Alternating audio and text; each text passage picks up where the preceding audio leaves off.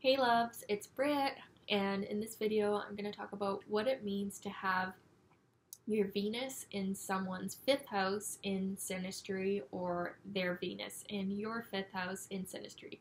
So this is my first fifth house Synastry video, which is super exciting because it's probably one of the most fun houses to have activated in your partner chart. So with Venus in the fifth house in Synastry, consider yourself lucky if you have this placement in Synastry. We'll talk about the negatives too, but this is a very positive energy placement. So the fifth house in our natal chart represents romance, children, fun, gambling, joy, and it's one of the fire houses. So when someone's Venus, their love planet, their love energy, their self-worth, and their how they socially relate to the world is coming into our fifth house, we feel very activated by them. This is a connection that makes us want to get out there and have fun and have a party, and we tend to be more daring with fifth house connections as well. Now, the Venus person can find the house person to be just so delightful and so like the most beautiful, sexy person that they've ever seen before in their life. And this is actually quite interesting when this happens, because they so strongly see the Venus person, the house person, as someone who is pleasurable. It's a very powerful sexual attraction here, actually, with Venus in the fifth house. The fifth house is actually one of the more sexual houses, along with the eighth house, but that's like a totally different story. Eighth house sex and fifth house sex are two totally different ball games.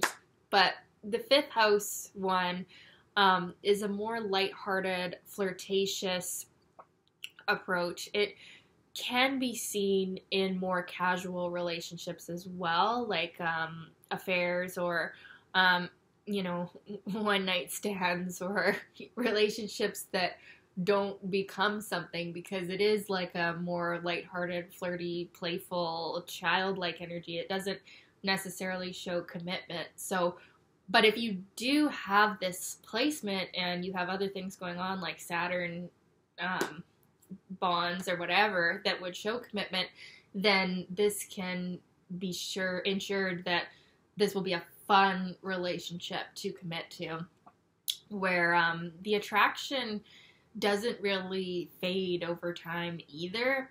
What can happen though, and like I've had this before in Synastry, one time where I was the Venus person and the fifth house person I just thought was like the hottest, most beautiful man, like most talented, like I just wanted to be around him all the time kind of energy, but it was just an affair kind of thing. And like if there's other things going on, like really heavy, strong Neptune in the Synastry and the composite, which there was in this case, and you have this, then you just need to be aware that like you're having powerful fifth house overlays and Neptune, and like this might be just a fog, right? Like this might not be reality, because with the fifth house, it's like you're romanticizing this maybe if there's other stuff going on. It doesn't have to mean every time, but just if there's other Neptune stuff going on, you maybe are not seeing this person clearly, and you'll look back on this later and be like, wow, did I act like that? Like that was and my Venus is Aries too, so it tends to be more outwardly expressed. But yeah, so it can show that like the level of romance, the level of like flirtatiousness and sexual attraction is so high that we don't see the situation accurately at all. But that could be a very good thing two, if we have actual compatibility. Like, this is something all astrologers need to tell people is like, do you have actual compatibility? Like, you need to look at the elements, you need to look at the moon signs, the sun signs, the Venus signs, the Mars signs, the Mercury signs. Like, do you actually have a relationship that could be compatible? Like, or is this just in your head? Because with this kind of overlay, it can be in your head sometimes, because it's like addictive. It's like honey. It's lovely. It's a lovely connection. So, and the host person really can like this too. They can like the attention of the Venus person. They can like, I mean, who doesn't like when someone thinks you're the most beautiful person that's ever walked this earth? And this can go both ways too. It's not necessarily always one way.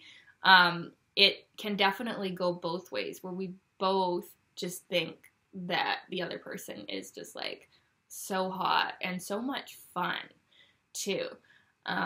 That's definitely a big theme of fifth house synastry, is that it's actually so fun. And even if we're not in our own natal chart like a light-hearted, Leo type personality, when we have fifth house synastry, it gives us the opportunity to be more like that. And it, depending on the nature of our fifth house, like what is our fifth house, right? Like what's the sign and everything. But we definitely get to bring out a more fun, adventurous side to our personality. Also with the ninth house synastry as well. But it's different. It's totally different. But this is a really good one. And there can be a lot of generosity as well when we have Venus coming into the fifth house, because Venus is how we love, and so the Venus person wants to love the fifth house person, and the fifth house person can really like the way that feels as well. And they're, depending on the state of their fifth house, they're engulfing this person's love in this very fun, playful energy. So it can be kind of like an addictive feeling, super romantic. This is one of the things that, if you had a relationship that had a lot of tense, Saturn squares or something, and then you have the Venus in the fifth house overlay, this could lighten it up. You know what I'm saying?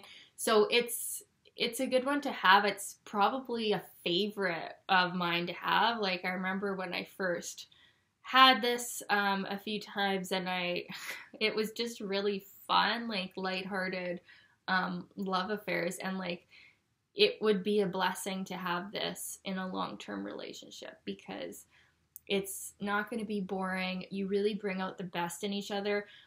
You bring out the beauty in each other. You both feel beautiful. You can be a little bit too risk-taking though. That could be depending on the nature of what is the fifth house. Is it a Leo fifth house or Sag fifth house? Then maybe you go a little bit overboard with each other, or you're a little bit overconfident, or the parties stay on a little too late, and then you have to go to work the next day and you feel like shit. So there's always that potential with something like this.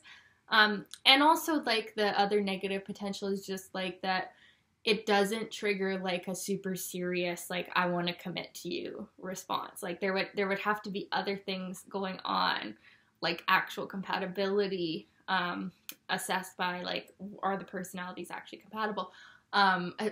So that could be the other thing, is it's not a serious feeling like we have with some of the other houses where, when we have the 8th house or the 12th house, or we feel oh, this is something so deep, right? And maybe it is, maybe it isn't, but that's how we feel with those houses. With the 5th house, we don't feel that. We just feel like we're having a really good time, and it's hot, and it's fun, and it's sexy, and it's playful.